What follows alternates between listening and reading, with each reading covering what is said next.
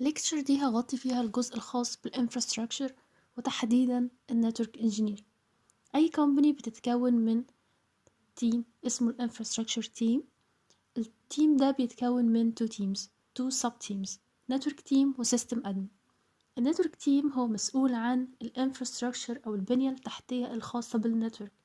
اقصد ايه بنتورك؟ اقصد ان هو اي ديفايس بيهندل الانترنت بما فيها السويتشز، بما فيها الراوترز والفاير وولز، وهتكلم عن كل ديفايس من دول بالتفصيل بعد شوية. التيم التاني اسمه هاردوير تيم او سوري السيستم ادمن، وده بيهندل السيرفرز وهتكلم عنه بالتفصيل. في عندي السوفت وير تيم، وفي عندي السوفت وير تيم بيكون معاه تيم اللي هو خاص بالداتابيس. طبعا في فرق ما بين النتورك انجينير والسوفت وير انجينير.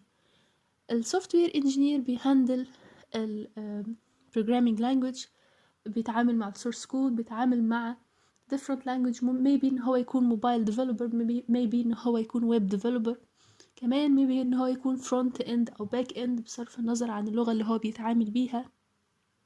ولكن من ناحية تانية الانفراستراكشر انجينير او تحديدا النتورك انجينير بيتعامل مع devices دي هي اللي بترفع عليها الاكواد الخاصة بالسوفت وير انجينير، وهو المسؤول كنتورك انجينير ان هو يببلش الجزء ده او يببلش السيرفرز او الويب سايتس او حتى البروجرام لو هو كان بيببلشه على الموبايل بلاتفورم.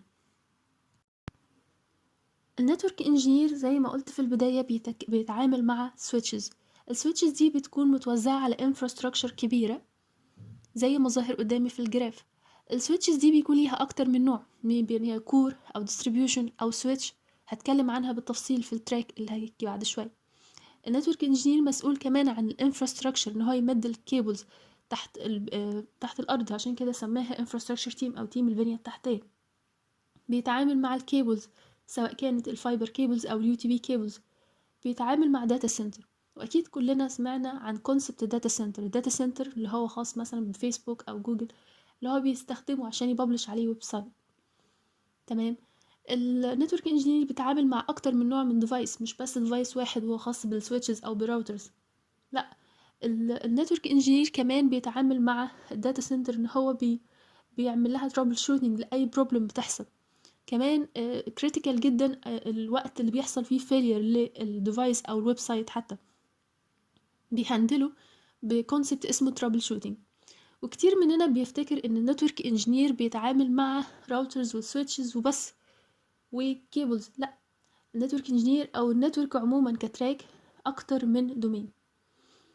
هتكلم عن كل التراكس دي بالتفصيل بعد شويه. اللي ظاهر قدامي ده الداتا سنتر. الداتا سنتر بيجمع الكيبلز اللي بتكون ممدوده على اريا كبيره، زي ما انا قلت من شويه ان انا عندي السويتشز بتكون متوزعه على اريا كبيره. الكيبلز دي كلها بتتجمع في النهايه وبتصب عندي في الداتا سنتر.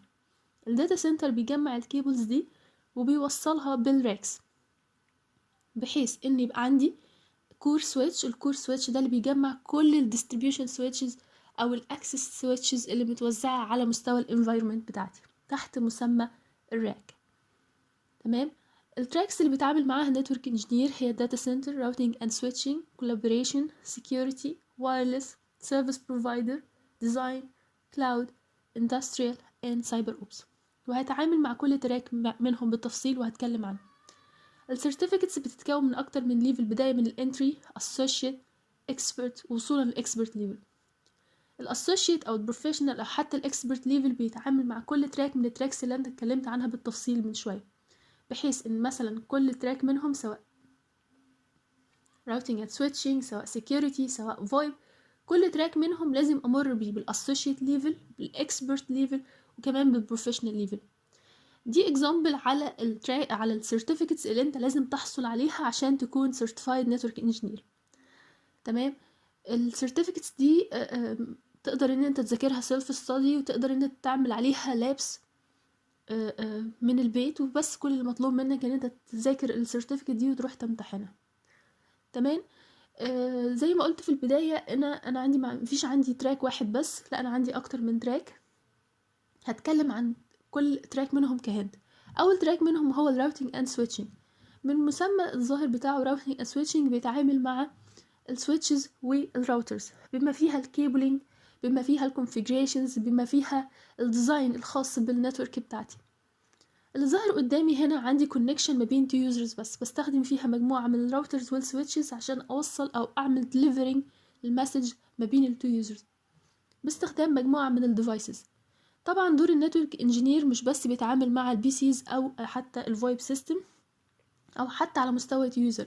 النتورك انجينير دوره اكبر من كده، ان هو بيعمل كونكشن على مستوى انفايرمنت كبيره زي اللي ظهر قدامي على مستوى مبنى. استخدمت اكتر من سويتش، وعلى مستوى الكونكشن ما بين مبنى ومبنى عملت انفراستراكشر عشان اوصل الديفايسز دي ببعض، بحيث ان انا اضمن الدليفري بتاع المسج ما بين اكتر من يوزر. الكونكشن اللي ظاهر قدامي ده هيبين لي الانفراستراكشر على مستوى مبنى. طبعا الكونكشن كنتورك مش بس بتوصل البي سيز باستخدام الكونسبت اللي هو الاي بي، انا بعمل الكونكشن على مستوى البي سيز، على مستوى الكاميرات، على مستوى الجيتس البوابات، على مستوى السنسورز. كل ديفايس بيهندل بياخد اي بي او اي بي ادرس. الاي بي ادرس طبعا belong ل different VLANs. بقدر ان انا اهندل اي ديفايس من دول، او بقدر ان انا اعمل كنترول على كل ديفايس من دول باستخدام الاي بي ادرس بتاعه. اللي ظاهر قدامي طبعا الهيدن انفراستراكشر اللي بدورها كلها بتتجمع في النهاية على السويتشز. السويتشز في النهاية كلها بتتجمع بصورة ما على الداتا سنتر باستخدام الكيبلز. النتورك انجينير مش بس بيتعامل مع السويتشز اللي هي من نوع الاكسس، لا بيتعامل مع اكتر من نوع من السويتش، بيتعامل مع اكتر من ديفايس زي الاكسس سويتشز، زي الديستريبيوشن سويتشز، زي الكور سويتشز، بيتعامل كمان مع الفاير وولز. كمان من دور النتورك انجينير ان هو يعمل حاجه او كونسبت اسمه ترابل شوتنج، بحيث انه حصل فيلير زي اللي ظاهر قدامي ده بيبتدي يعمل ترابل شوتنج ستيبس. ترابل شوتنج ستيبس دي بتفرق ما بين نتورك انجينير والتاني ان هو بيعملها في نو تايم. الانفراستراكشر مش بس بتكون على مستوى environment زي الموجود هنا عندي في الدي بي اي، الانفراستراكشر بتكون على مستوى الورلد وايد، ان في كيبلز ممدوده تحت البحر او في البحر، بحيث ان هي تقدر تكونكت العالم كله ببعض. وفي الحالة دي بستخدم كونسبت اسمه الراوتينج. الراوتينج ممكن هو يكون دايناميك او ستاتيك. طبعا على مستوى الاريا اللي ظاهرة قدامي الكبيرة دي بستخدم دايناميك راوتينج، وبستخدم ديفايس وهو الراوتر، بستخدمه بحيث ان انا يكون عندي اكتر من روت بيوصل ما بين السورس والديستنيشن. في حالة الستاتيك طبعا انا لازم انا كنتورك انجينير بدخل مانيوالي بايدي وابتدي اعالج الروت اللي حصل له فيلير، بعكس الدايناميك راوتينج. وفي حالة world wide environment زي اللي ظاهرة قدامي، انا اكيد مش هستخدم الستاتيك راوتينج، دي حاجة مش اوبتيمال ابدا.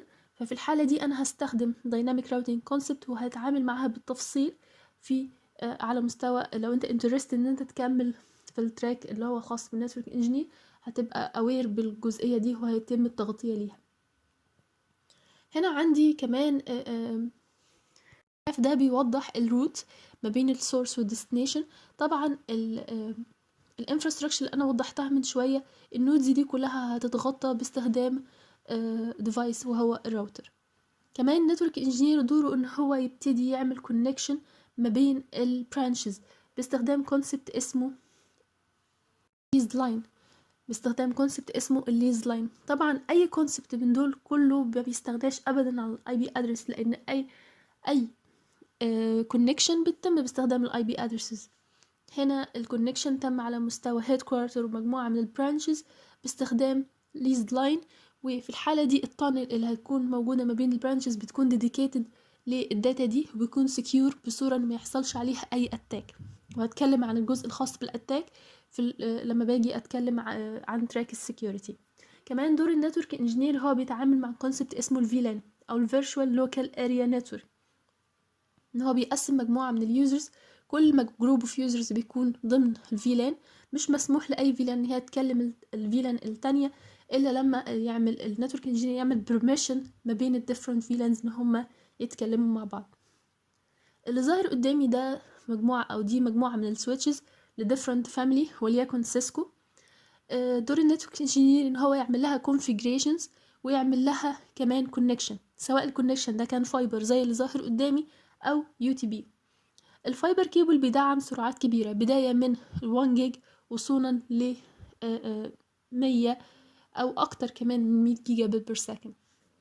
الفايبر كيبلز دي بتضمن لي ان هي تشيل او ان هي تعمل دليفري للداتا الكبيرة جدا اللي جايالي من اكتر من يوزر، بعكس اليو تي بي كيبل، لان اليو تي بي كيبل ليها ماكسيمم ليميت مش هينفع ان هي تعديه. ففي الحالة دي الفايبر كيبلز بتكون اوبتيمم في الحالة دي ان هي تعمل دليفري للباكيت او دليفري للداتا ما بين الديفرنت سويتشز. السويتشز ممكن هي تكون مثلا من 40 ل50 بورت، بعكس السويتشز الموجودة عندي في البيت طبعا لأنها بتأكت وكأنها هاب. الكونكشن في الداتا سنتر بتستخدم كونسبت اسمه سباين اند ليف، انه ما بستخدمش ديفايس واحد بس عشان اكونكت، دايما بستخدم 2 ديفايسز. الاتنين ديفايسز دول بيعملوا نفس الفانكشناليتي، بحيث ان لو حصل في اي وقت فيلير لاي سويتش منهم بيكون السويتش التاني موجود في السيرفيس ويقدر ان هو يقوم بنفس الفانكشناليتي، وفي الحالة دي لو حصل قطع اليوزر نفسه مش هيحس بأي قطع. تاني اقول الكونسبت اسمه سباين اند ليف، او ماستر وسليف، او ممكن ان هما يكونوا الاتنين شغالين، بحيث ان لو حصل فيلير لاي ديفايس منهم الديفايس التاني هيكون up and running واليوزر مش هيحس باي قطع. تمام. اللي ظاهر قدامي ده مجموعة من الفايبر كيبلز انا اتكلمت عنها في البداية. الفايبر كيبلز دي بتشيل سرعات، هي دي الكيبلز اللي بتتعامل مع الجيبج اللي انا قلت ان هو بيبتدي يعمل الجيبج دوره ان هو بيعمل كونفرت ما بين electrical signal و optical signal. التراك التاني اللي هتكلم عنه هو الكلاود. في الكلاود في الحالة دي انا بستغنى عن الفانكشن الطبيعية بتاع البي سي، ان بقى عندي شاشة وبروسيسنج يونت. في الحالة دي انا باخد بروسيسنج يونت بقسمها بما فيها storage memory processing network graphic cards، كل الحاجات دي المفروض ان انا هستغنى عنها، وفي الحالة دي هستخدم سيرفر. السيرفر هنقل عليه كل الميموري والبروسيسنج يونت والستورج، هنقلها على السيرفر. في الحالة دي هبتدي اعمل كونسبت اسمه ال VM او virtual machine. الفيرتشوال ماشين في الحالة دي ان انا بقسم السيرفر بالريسورسز بتاعته، الميموري او البروسيسنج او الستورج بقسمها بين اكتر من يوزر. في الحالة دي اليوزر كل اللي هيكون محتاجه ان هو شاشة بكابل نتورك، ولما ادخل الداتا سنتر هيبقى عندي راك كامل في الداتا سنتر اسمه راك خاص بالرامات، راك خاص بالبروسيسنج، راك خاص بالميموري. وفي الحالة دي انا هعمل allocation لليوزر للبروسيسنج داتا اللي هو محتاج، او البروسيسور اعمل allocation لليوزرز للريسورسز اللي هو محتاجها. سي مثلا اليوزر اول محتاج 4 جيجا رام. في الحالة الطبيعية بتاعتي او النورمال كيس ان انا كل اللي انا بعمله ان انا بشتري رامة وبزودها على الجهاز او على البروسيسنج يونت. في الحالة دي انا ما بقاش عندي بروسيسنج يونت، هعمل ايه؟ في الحالة دي انا استغنيت عن الميموري او البروسيسنج وخليتها سنترلايزد، بحيث ان اي يوزر محتاج اي رامة او بروسيسنج كل اللي هو محتاجه ان انا هعمل له allocation للفي ام بتاعته واديله الريسورس اللي هو محتاجها، سواء كانت ستورج اعلى، هاردات اعلى، رامات اعلى، بروسيسنج اعلى. تمام. لان في بعض الاجهزه مش بتشتغل رامات اكتر مثلا من 8 جيجا. في الحاله دي خلاص لو انا محتاجه 16 جيجا الجهاز ده بقى يوزلس. تمام. اللي ظاهر قدامي ده طبعا الريسورسز بتبقى شيرد ما بين اليوزر. التراك التاني اللي هتكلم عنه او التالت اللي هتكلم عنه هو السكيورتي. من اسمه سكيورتي اكيد كلنا سمعنا عن كونسبت اللي هو الخاص بالاتاكس او الاتاكرز. الاتاكر طبعا بيبتدي كل اللي هو بيعمل سنيفنج على الكريتيكال داتا ويبتدي يساوم الشخص اللي هو عمل عليه اتاك على فلوس او سيناريوهات كتيرة جدا بيعملها الاتاكر. انا دوري كنتورك انجينير ان انا احمي الانفايرمنت بتاعتي باستخدام كونسبت اسمه الفاير وول ديفايس اشبه لحد ما بالسويتش ولكن كشكلا فقط، لكن الفانكشناليتي بتاعته مختلفة. الفاير وول اقدر ان انا اعمله كونفيجريشنز طبعا زيه زي اي نتورك ديفايس باستخدام يا اما CLI يا اما باستخدام GUI. طيب CLI اقصد بيها command lines، ان انا بكتب commands بتقوم بنفس الفانكشناليتي اللي بيعملها شاشة graphical user interface، بقدر ان انا احمي بيها الانفايرمنت بتاعتي. الفاير وول طبعا دوره ان هو يحمي الاتاكر على الانفايرمنت، وكمان من دوره ان هو يبتدي يعمل restrictions على اليوزر. اقصد ايه بكلمة restriction على اليوزر؟ لو انا عندي محتاجة ان انا اعمل بلوك لويب سايت زي مثلا يوتيوب، هبتدي اخد اليوزرز اللي انا محتاجة اعمل عليهم بلوكج دول وابتدي اعمل كونسبت اسمه البوليسي احط فيه اليوزرز اللي انا محتاجة اعمل لهم بلوك. تمام. لو انا محتاجة اعمل ليميت للانترنت سبيد، زي مثلا احنا عندنا معظمنا كلنا الانترنت سبيد مثلا من 1 ميجا up to 8 ميجا مثلا. يعني الانترنت سبيد هنا موجودة 64 ميجا بت بير سكند. لو انا محتاجة ان انا اعمل ليميت ليوزر معين او لسبيسيفيك جروب اوف يوزرز ان انا اخلي الانترنت سبيد بتاعتهم وليكن مثلا 2 ميجا، الفاير وول هو الديفايس اللي هو يقدر يعمل الفانكشناليتي دي. هو بيعمل restriction على اليوزر، سواء على مستوى ان انا اعمل بلوك للويب سايت او على مستوى الباندويث بتاعته. كمان اقدر ان انا اعمل مونيتورنج لليوزر ده، اشوف هو بيدخل على انهي ويب سايت، الديوريشن الوقت اللي دخل بيه ودخل عمل انهي تاسكس. تمام. كمان دور الفاير وول ان انا بعمل بيه بابليكيشن للسيرفر. اقصد ايه بابليكيشن للسيرفر؟ لو انا عندي ويب سايت محتاجه ان انا ابلشه بحيث ان انا اخلي اي يوزر يقدر ان هو يدخل عليه، ده دور الفاير وول. بستخدم في القصه دي كونسبت اسمه الريال اي بي ادرس. اقصد ايه بريال اي بي ادرس؟ لان معظم الاي بي ادرسز الموجوده عندي في البيت دي لوكال، بيكون في سكيما كده مخصصه ان هي بتقسم اللوكال اي بي ادرس عن الريال اي بي ادرس، ومن خلالها ببتدي اعمل بابليكيشن للويب سايت. وفي الحالة دي أنا عملت رنت أو أجرت مجموعة من الريال ويب سايت، بحيث إن مجموعة من اليوزرز أو جروب اوف يوزرز يبتدوا يأكسسوا الإنترنت بأي بي أدرس أو بريال أي بي أدرس واحد. طبعا زي ما ظهر قدامي في الجراف، أنا عندي مجموعة من الويب سايتس محتاجة إن هي تأكسس الإنترنت، عملت لهم بابليكيشن. كمان من ضمن الفانكشناليتي للفاير وول اللي هي بتاكت فانكشن اسمها الفي بي ان أو الفيرتشوال برايفت نتورك. الفيرتشوال برايفت نتورك بستخدمها لو انا محتاجه ان انا اكسس او اعمل تانل على سي مثلا محتاجه ان انا اكسس او اعمل تاسك وانا موجوده في البيت. بالحاله دي هستخدم الفي بي ان انا اكسس البي سي بتاعي على الموجود في الشغل. التانل في الحاله دي هتكون سكيور، مش هيبتدي يحصل عليها اي سنيفنج او اتاك، لان في الحاله دي متغلفه وكانها باكت متغلفه. الداتا ستراكشر او الباكت ستراكشر مش هتكون واضحه لاي حد يقدر يعمل عليها اتاك. تمام. واكيد معظمنا سمعنا الكونسبت او الخاص بالبروجرامز اللي هي الفي بي ان، ان هي بتقدر تغير لي الاي بي ادرس بتاعي بحيث ان انا وكاني موجوده في دوله تانية. تمام. التراك اللي بعد كده هو تراك الوايرلس.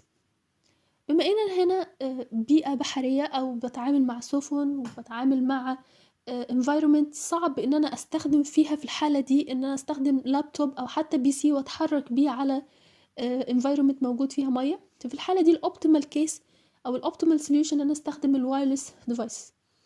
طيب الوايرلس ديفايس انا عندي اكتر من سوليوشن. ممكن هو يكون ان انا اتعامل بديفايسز بتاكت بالواي فاي، ممكن هي تاكت بالمايكرويف، ممكن هي تاكت بال 3G 4G 5G. تمام. في الحالة دي أنا قدامي خيارات كتيرة جدا من الوايرلس تكنولوجي. لو هتكلم عن ال 3G، فال 3G طبعا الكفرج اريا بتاعها بتكون كبيرة. كمان مش بس كده، بتكون السيجنال نفسها مش هيحصل لها deterioration، أو أقصد إيه بكلمة deterioration؟ إن هي الإشارة ممكن تضعف. ليه؟ لأن أنا هنا الانفايرومنت عندي موجود حاويات. أقصد إيه بحاويات؟ زي اللي ظهر قدامي.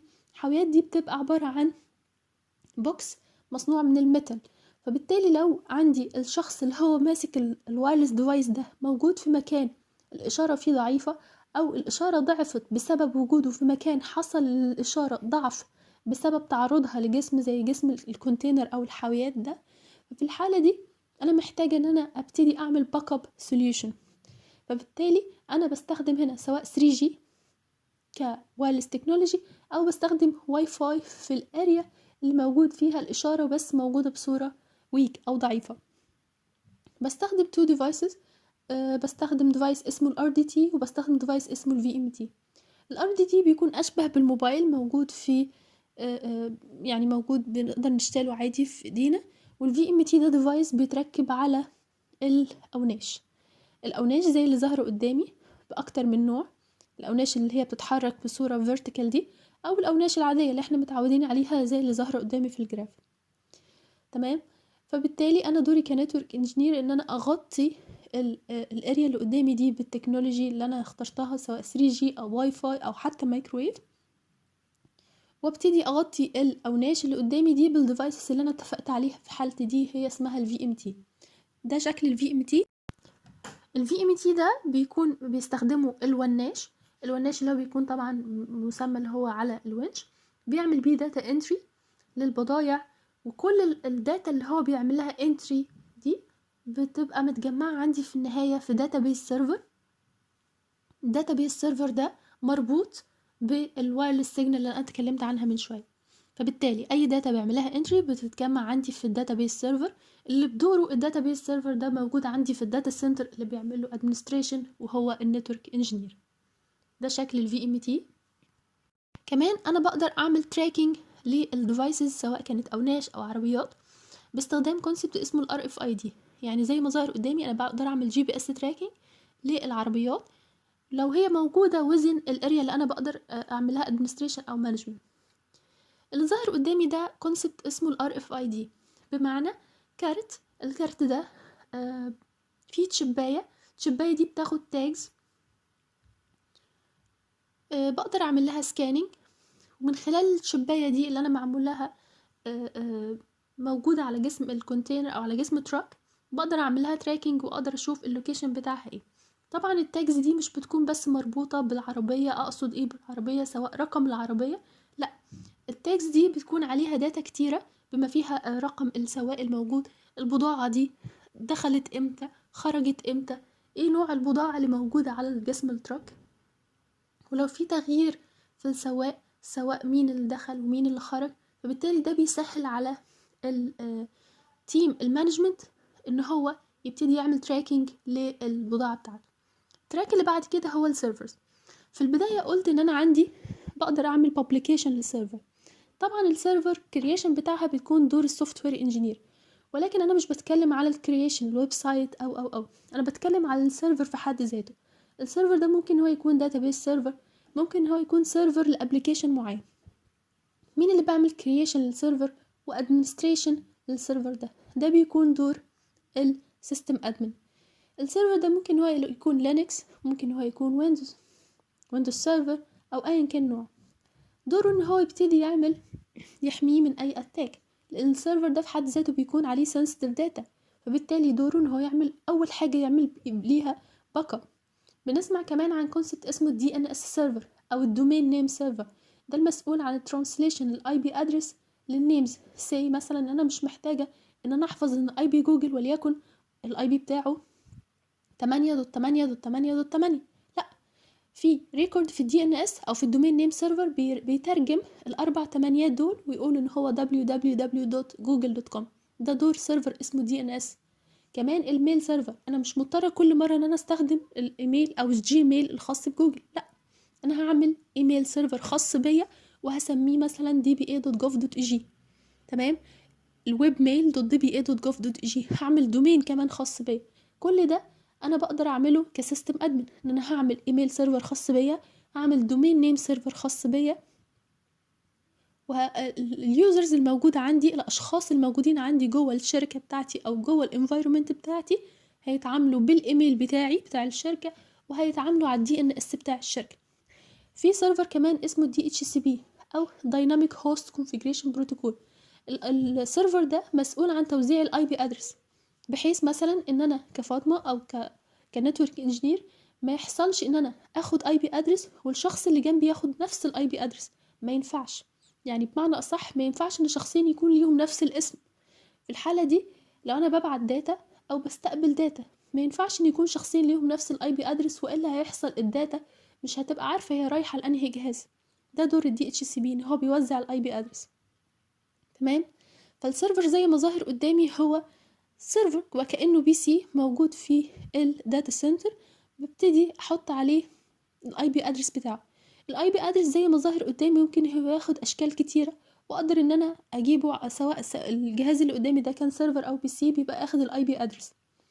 فالاي بي ادرسز دي انا مش مضطره احفظها، سواء يوتيوب او فيسبوك او امازون او باي بال، مش مضطره ان انا احفظ الاي بي ادرس. ليه؟ لان ده دور الدي ان اس ان هو بيترجم الاي بي ادرسز دي. السيرفرز دي بتكون زي ما احنا قلنا موجودة في الداتا سنتر، وبعمل لها بابليكيشن، وبقدر ان انا اكسسها من خلال الانفراستراكشر اللي بناها النتورك انجينير. طبعا السيرفرز دي مش بس بتكون موجودة قريبة مني، لا، انا بقدر اكسسها وورلد وايد. يعني انا ممكن هنا في الدي بي اي اعمل سيرفر، اي حد بره الورلد وايد في اي حتة في اي مكان في العالم يقدر هو ياكسسه، طالما انا عملت له بابليكيشن او نشرته بادرس يقدر الاشخاص التانية ان هي تقدر تاكسسه. تمام.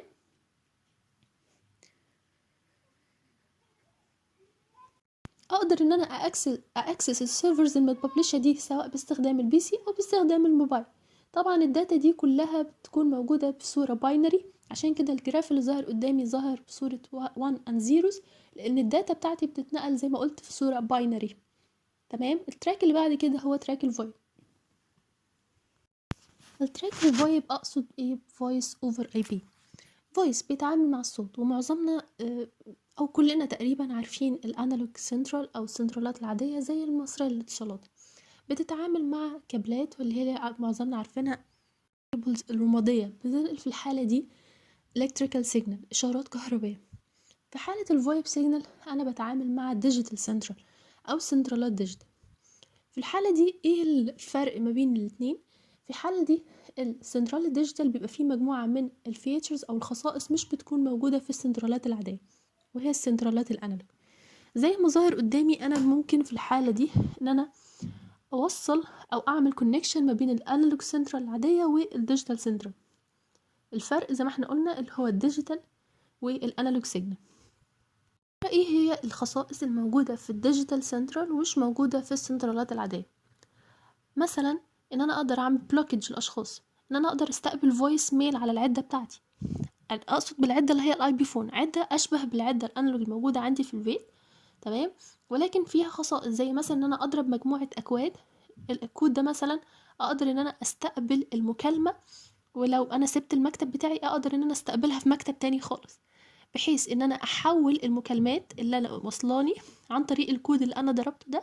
فببتدي بدل ما انا استقبل المكالمات اللي وصلاني على المكتب بتاعي وانا مش موجوده، الكود ده اضربه او اعمله دايل وابتدي استقبل مكالمات بنفس رقمي على مكتب تاني او في مبنى تاني خالص. كمان في مجموعه من الفيتشر كود زي مثلا ان انا اضرب مجموعه اكواد، بحيث ان احنا نكون مجموعه 5 اشخاص مثلا، جروب من الاشخاص، ان احنا نستقبل كلنا نفس المكالمة في نفس الوقت. ودي خصائص الكول سنتر. ممكن انا مجرد ما حد يستقبل المكالمة، تمام، المكالمة خلاص ما تتوصلش لبقية الجروب، اقدر ان انا استقبل كمان فويس ميل، استقبل رسائل صوتية. كمان في مجموعة من الاي بي فونز تقدر ان هي تعمل براوزنج للانترنت. في كمان فيتشر من ضمن الفيتشرز الموجودة في الديجيتال سنترال زي الريسبونس ديلي، ان انا اقدر ان انا بعد ما يجيلي نوتيفيكيشن للرنة وانا ما ردتش عليها مثلا خلال 50 ثانية او 60 ثانية، يبتدي يعمل فورورد للكول على رقم تاني او رقم تالت. يعني دي اقدر ان انا اكرر البروسيس دي اكتر من مرة. كمان ان انا لو مثلا شخص بعت فويس ميل وما وصلتنيش، بتتحول تلقائي لايميل وتتبعت لي على الايميل الشخصي بتاعي. الفويد في الحالة دي مش بيحتاج انفراستراكشر او ان انا امد كابلات، هو بيستخدم كابلات نفس الكابلات اللي انا بستخدمها عشان اوصل بيها الديفايسز اللي هي البي سي او الكمبيوترز بتاعتي. فبالتالي انا مش هبتدي اعمل انفراستراكشر جديدة علشان اوصل بيها الديجيتال سنترال. كل اللي انا هعمله فويب، اي بي فون، عدة تليفون، الانبوت بتاعها بيكون كابل اشبه بكابل الانترنت بتاعي اللي هو الكابل اللي بنسميه اليو تي بي. فبالتالي انا مش هستخدم الكابلات العاديه اللي احنا متعودين عليها، انا هستخدم كابلات عاديه، كابلات يو تي بي، اوصلها مع البي سي بتاعي. فبالتالي اي مكالمه هتجيلي استخدم نفس الانفراستراكشر، اقصد ايه، استخدم نفس الكابلات اللي انا ابغى اوصل عليها الكمبيوترز بتاعتي او اللابتوب بتاعتي، تمام. في كمان فيتشر اسمها الكول بيك اب. اقصد ايه كول بيك اب؟ ان انا زي ما قلت في البدايه ان انا استقبل المكالمة في أي مكان أنا موجودة فيه. يعني أنا ممكن أعمل كمان الكود ده، فيشر كود ده، أضرب الكود ده، أستقبل المكالمة بتاعتي بدل ما أنا مش موجود على مكتبي أستقبلها على الموبايل الشخصي بتاعي. فبالتالي في انتجريشن، أو إن أنا أقدر مكالمة وصلالي على التليفون الأرضي أقدر إن أنا أحولها على الموبايل. نفس الكلام لو أنا ما ردتش أقدر إن أنا أستخدمها في صورة SMS مسج على الموبايل بتاعي. اقدر ان انا كمان اعمل بلوكج للاشخاص، وان انا اعمل بلوك لشخص ان هو يبتدي يستخدم اللوكال كولز، المكالمات المحليه، وشخص تاني ان هو اديله الفيتشر ان هو يبتدي يضرب كود معين يقدر ان هو يستخدم انترناشونال كولز او مكالمات دوليه. انا مش بعمل الفيتشرز دي للاشخاص، انا بديله الصلاحيه ان هو يضرب مجموعه اكواد، هو بيدي الصلاحيه لنفسه باستخدام الاكواد دي ان هو يبتدي يعمل سواء انترناشونال كول او مكالمات محليه اللي هي لوكال كولز. كمان في فيتشر ان انا اقدر اعمل ريكوردينج كولز، تسجيل المكالمات ما بين شخص او مجموعة اشخاص. ودي لحد ما كانت حكر لحد ما عن الشركات او السيرفيس بروفايدر اللي بتقدم لي السنترالات الانالوج العادية. كمان الفيتشر اللي اسمها كول ترانسفير، ان انا اقدر انقل المكالمة لاي رقم انا عارفاه او مطلوب مني ان انا اعمله اكستند، وده بيكون في الغالب دور الكول سنتر ان هو بيعمل فوروردنج لكل اي عميل تاني او اي كلاينت موجود جوه الكومباني بتاعتي. اقدر ان انا اتحكم في الرقم كمان، ان انا الرقم بتاعي او الاكستنشن يتكون من 4 ارقام، 6، 8، او اي عدد من الارقام. كمان انا اللي كنتورك انجينير انا اللي بتحكم في الفيتشر كودز، انا اللي بعملها وبكريتها. اقدر ان انا اعمل سيميليشنز لكل اللابس اللي انا قلتها في اي تراك منهم وانا موجوده في البيت. زي ما ظهر قدامي انا السيميوليترز الموجود قدامي ده اسمه الجي ان اس 3. اقدر ببساطه جدا ان انا اسطبه عندي على اللابتوب او البي سي بتاعي، واقدر اعمل لاب كامل وكاني عندي انفايرومنت او كومباني كامله بكل الراوترز بكل السويتشز بكل الفاير وول. اقدر كمان ان انا من خلال السيميوليتر اللي ظهر قدامي ده اتحكم بالكوماند لاينز سواء على مستوى الراوترز او حتى على مستوى السويتش. اقدر ان انا بما اني هعمل لاب كامل اقدر ان انا اعمل اكتر من في ام وير ورك ستيشن، وكانها بتحاكي ان انا عندي اكتر من كمبيوتر موجود عندي باستخدام برنامج هتكلم عنه بعد شويه اسمه في ام وير ورك ستيشن. اقدر ان انا اعمل انتجريشن ما بين الجي ان اس 3 اللي ظاهر قدامي ده والفي ام وير ورك ستيشن، زي الفي ام اي اللي ظاهره قدامي دي وكانها ويندوز 7 او لينكس او اي اوبريتنج سيستم انا بحتاجه. واقدر ان انا اكونكت الفي ام اي دي على السيميوليتر. هنا السيميوليتر زي الجي ان اس 3 في بعمل انتجريشن كمان مع الفي ام وير ورك ستيشن، بكريت عليه اكتر من في ام اي. اسهلهم هو السيسكو باكيت تريسر ولكن مش بيغطي كل الفيتشر. هنا عندي السيميوليتر اللي اسمه الاتش سي ال، وده سيميوليتر خاص بس بشركه سيسكو. في عندي برضو اكتر من فيندرز تانية زي هواوي وبتغطي برضو معظم التراكس اللي انا اتكلمت عنها. شركة فورتينت ودي شركة متخصصة في السكيورتي، بتعمل مجموعة من الفاير وولز. زيها بالظبط هي شركة F5 متخصصة في السكيورتي. الجينبر دي متخصصة سواء راوتينج اند سويتشنج او حتى سكيورتي. البالو التو سبيسيفيك بس في السكيورتي فاير وول. وشركة افايا ودي سبيسيفيك خاص بالفويب دومين اللي انا اتكلمت عنه. اتش بي طبعا لا غنى عنها او كلنا عارفينها، هي شركة اتش بي ودي سبيسيفيك سواء routing and switching او حتى firewall او security. تمام، ده شكل الفي ام وور ورك ستيشن. لو انا محتاجه ان انا اكريت عليه اكتر من في ام، كل اللي انا محتاجاه ان انا اجيب الايمج او الايزو هي بتاع الويندوز، سي مثلا ويندوز 7، وابتدي اعمله انستليشن على الفي ام واعملها دبليكيت. اقصد ايه بكلمه دبليكيت؟ لو انا عندي اكتر من بي سي محتاجاه او اكتر من جهاز محتاجاه، كل اللي انا محتاجاه ان انا هسطب الويندوز ده مره واحده بس واعمل كوبي بيست. والشكل اللي ظاهر قدامي ده شكل موجود او انا قدرت ان انا اعمله على السيميوليترز اللي انا اتكلمت عنها من شويه، سواء كانت جي ان اس 3 او باكيت تريسر. بعمل انفايرومنت كامله مع الاحتفاظ بلابي بمكاني موجوده في البيت. قدرت ان انا اعمل لاب كامل بسيميوليشنز. طيب الشاشه اللي ظاهره قدامي دي مثال على الكوماند لاين انترفيس او اختصارها هو السي ال اي. وده اللي بيعمله النتورك انجينير، هو بيتحكم في كل الديفايسز اللي ظاهره قدامي او اللي اتكلمت عنها، راوترز، سويتشز، فاير وولز، افايا كول سنتر اتكلمت عنه. كل ده بيتحكم فيه باستخدام السي ال اي او كوماند لاين انترفيس اللي هي شاشة التيرمينال البسيطة. بقدر ان انا اعمل الديفايسز دي، بعمل لها assignment الاي بي ادرسز، بقدر اعمل access list، بقدر ان انا اعمل policies، بقدر ان انا اعمل شات داون للانترفيس انا مش محتاجاه او حتى اعمل له هو يكون اب. كل دي رولز انا بقدر اعملها باستخدام شاشة السي ال اي. الشاشة اللي ظاهرة قدامي دي اسمها الجي يو اي او جرافيكال يوزر انترفيس. نفس الفانكشنز اللي انا عملتها في السي ال اي اقدر ان انا اعملها بسهولة جدا باستخدام الجي يو اي. اقدر ان انا اكريت فيلان، اقدر ان انا اعمل فاير وول، اقدر ان انا اعمل بلوكينج بوليسز او حتى بيرميت بوليسز. اقدر ان انا اتحكم في الترافيك ما بين تو انترفيسز. اقدر ان انا اشوف اليوتيلايزيشن او البروسيسنج، اعمل مونيتورنج على مستوى الانفايرمنت كلها.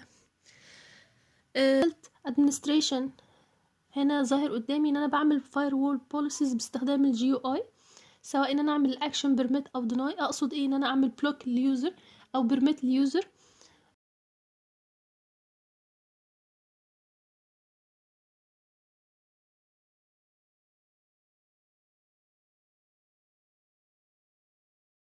اللي ظهر قدامي ده ان انا بعمل مونيتورنج للديفايسز بتاعتي، بشوف ايه الديفايس الاب وايه الديفايس اللي بقى داون، حصل له فيلير، سواء الجهاز اتحرق مثلا، حصل له باور فيلير، او حصل له اي او اس كراش. زي ما البي سي بتاعي او الجهاز بتاعي الويندوز بتاعي ممكن هو يقع في اي لحظه، السويتش او الراوتر. المونيتورنج تولز دي بتسهل على النتورك انجينير ان هو يتابع كل الانفايرمنت او كل الكومباني، بحيث ان لو حصل فيلير على مستوى ديفايس او حتى على مستوى كابل، لان الكابلات دي ممكن يحصل لها قطع، يقدر بسهولة ان هو يعرف ايه المشكلة ويبتدي يحلها. يعني لو حصل كابل، مجموعة كابلات الكبيرة جدا اللي ظاهرة قدامي دي، هو بيبقى عامل ترقيم للكابلات دي، بحيث انه يبقى عارف الكابل ده مكانه فين ورقمه كام ورقمه كام، يقدر ان هو يعمله تريس ويتتبعه بسهولة، ويبتدي يعمله سواء عملية لحام للكابل او استبدال الكابل ده بكابل تاني. فبالتالي ده بيسهل عمل النتورك انجينير، بدل ما يبتدي يحل المشكلة سي مثلا في ساعتين او 3، ان هو يبتدي يعمل تراك للكابل ويعرف، ومجرد ان هو بس يعرف مكان القطع فين، لا ده بيسهل عليه، بحيث ان هو يبقى عارف الكابل مكانه فين ورقمه كام، والمشكلة تتحل في نو تايم، سي مثلا 5 دقايق او حتى بالكتير 10 دقايق. الكابل اللي ظاهر قدامي ده هو كابل من مجموعة الكابلات الكتيرة اللي ظاهر قدامي، اللي بتكون في الغالب معمول لها موجودة سواء تحت الأرض أو في الأسقف كإنفراستراكشر، يعني كبنية تحتية. في الغالب الكابل ده مش بيكون واحد، بيكون مجموعة كابلات كتيرة بتكون مترقمة كتسهيل لعملية ترابل شوت أو حل المشكلة. طيب الباكت وهي بتمشي ما بين السورس والديستنيشن، الباكت هتعدي على مجموعة من الروتس. اقصد ايه بروت؟ اقصد ان هو باص او طريق. طبعا في الغالب مش بيكون سيمبل قوي زي ما ظاهر قدامي ان هو مجموعة راوترات صغيرة، لا بيكون اكتر من راوتر. وفي الغالب ما بيكون ما بين السورس والديستنيشن بيكون في باص معين بتتتبعه الداتا بناء على الروت اللي حدده النتورك ادمن. وده كورس اسمه كورس الراوتينج، بتعامل مع اكتر من بروتوكول من الراوتينج بروتوكولز، وبيهندل فيها في القصة دي الباكت ستراكشر، وبقى ليها حسابات بتستخدم فيها اسمها الراوتينج تيبل، بقى ليها كورس معين، بقى ليها طريقة معينة في الحسابات بتسهل دور النتورك انجينير ان هو يعمل تريس للباكت. في كوماند بستخدمه اسمه تريس روت، بستخدمه عشان احدد الباص اللي بتمشي عليه الباكت. بتعامل كمان مع كونسبت اسمه الاجريجيشن. الاجريجيشن ممكن هو يتم على مستوى الديفايس، ان انا اجيب 2 جهازين بيأكتوا كأن هما ديفايس واحد، او كابلين زي ما ظاهر قدامي. في الحالة دي انا بدمج الكابلين بحيث ان انا استفيد بالسرعة القصوى للكابلين مع بعض، بدل ما كل كابل فيهم كان ليه مثلا سرعة وليكن 1 جيج. فبالتالي لو عملت اجريجيشن او جمعت الكابلين دول، هيبتدي استفيد من السرعة المجمعة. وفي الحالة دي لو حصل كابل لأي كابل منهم قطع لأي كابل منهم، الكابل التاني ستيل اكتف وهيشيل الداتا الخاصة بالباسز المختلفة. تمام. بستخدم حاجة زي ما ظهر قدامي بسميها الراكس. الراكس دي بتشيل اكتر من ديفايس، ممكن هو يكون اكتر من ديفايس سواء سويتش او راوتر او فايرول موجودين في نفس الراك. كشكل كده انا مش هقدر اميزهم، ولكن اقدر ان انا ادخل على الديفايس ده، اعرف ايه هي الفانكشنز او الفانكشناليتي بتاعته، ايه هي الكونفيجريشنز بتاعته، الكابل ده رايح منين، زي ما قلت عليها من شويه عمليه الليبلينج او عمليه الترقيم، عشان اسهل على نفسي اعرف الكابل ده رايح منين جاي فين، السورس بتاعه ايه، عشان لو لا قدر الله لو حصل قطع في وقت من الاوقات اقدر ان انا احل القطع ده، لان انا مش بتعامل مع كابل واحد، انا بتعامل مع يعني عدد كبير جدا من الكابلات. اللي ظهر قدامي ده بنسميه الهيراركي للسويتش، لان انا قلت انا ما عنديش نوع معين واحد من السويتشات، انا عندي 3 انواع من السويتش: كور، ديستريبيوشن، واكسس.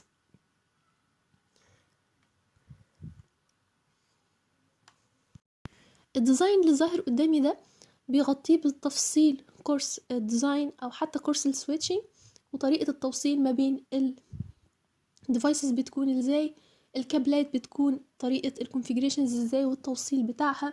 بتعامل مع الفيلير سواء كان على مستوى الديفايس او السويتش او الديفايس نفسه، او على مستوى الكابل. بتعامل مع اي فيلير بيحصل ما بينهم.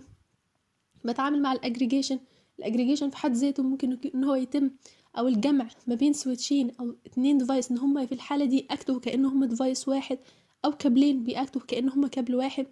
بستخدم التقنية دي عشان اقلل الفيلير، لان بدل ما يحصل فيلير لاي سويتش او اي ديفايس بيبقى عندي السويتش التاني او الديفايس التاني up and running شغال، ويقدر ان هو يشيل الباكيتس اللي جاية ويبتدي يهندلها بطريقة طبيعية.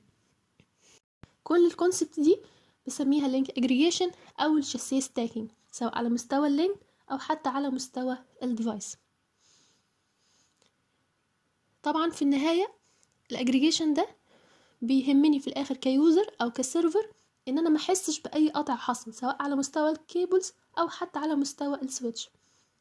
وطبعا الفولت توليرانس في الحالة دي يهمني مش بس على مستوى سيرفر او يوزر، الكومباني بتاعتي ما تحسش باي قطع حصل. وبالتالي الأجهزة اللي هي السنسيتيف أو اللي دورها حيوي عندي في الشركة بستخدم فيها الكونسبت ده، سواء كانت كور سويتش سواء كان فاير وول، أي ديفايس بيبقى عندي منه 2. عشان كده لما أجي أعمل زيارة للداتا سنتر بلاحظ إن أي ديفايس عندي منه 2، الديفايسز دول بيأكتوا مع بعض بكونسبت اكتف الاتنين شغالين مع بعض زي بعض بالظبط، أو اكتف ستاند باي، إن في ديفايس اكتف والتاني ستاند باي. الستاند باي ده هيبتدي يدخل في الخدمة وانس إن السويتش او الديفايس اللي هو الاكتف حصل له فيلير. تمام. كل السويتشز او كل الجرافس اللي ظاهره قدامي بتوضح الكونسبت اللي انا بقوله، تقسيمه ما بين السويتشات، الديزاين، الكونكشن، الاجريجيشن. كل الكونسبتس دي هنتكلم عنها بالتفصيل لو انت انترستد ان انت تكمل في تراك اللي هو الخاص بالنتورك. الرسمه دي بتوضح الفرق ما بين اللوجيكال نتورك والفيزيكال نتورك، وده كمان بيتم تغطيته في الجزء الخاص بالراوتينج اند سويتشنج.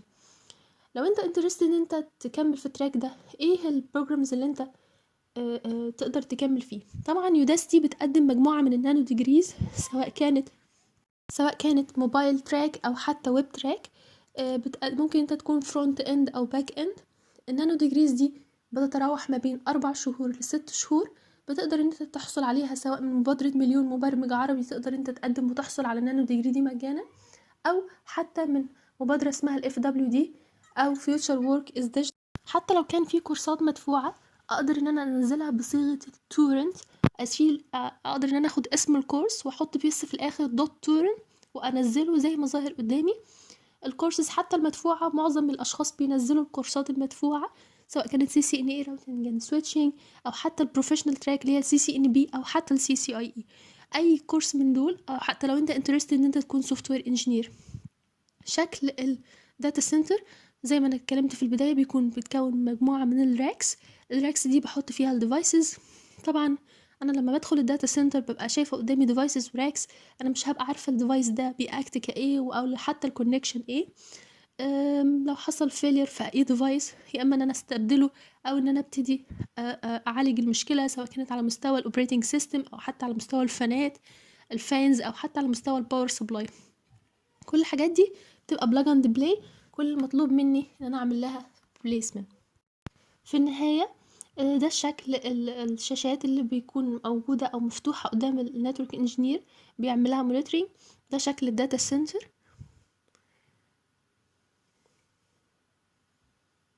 ده شكل الريال داتا سنتر الموجود عندي.